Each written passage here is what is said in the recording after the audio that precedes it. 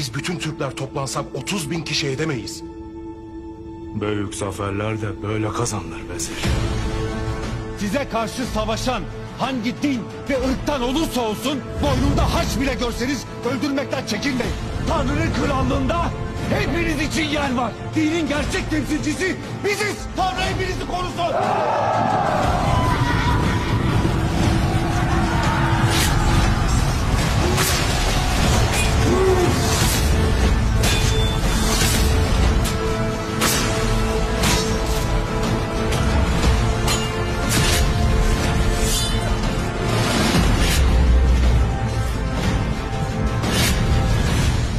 Sultanım, neyi düşünüyorsunuz?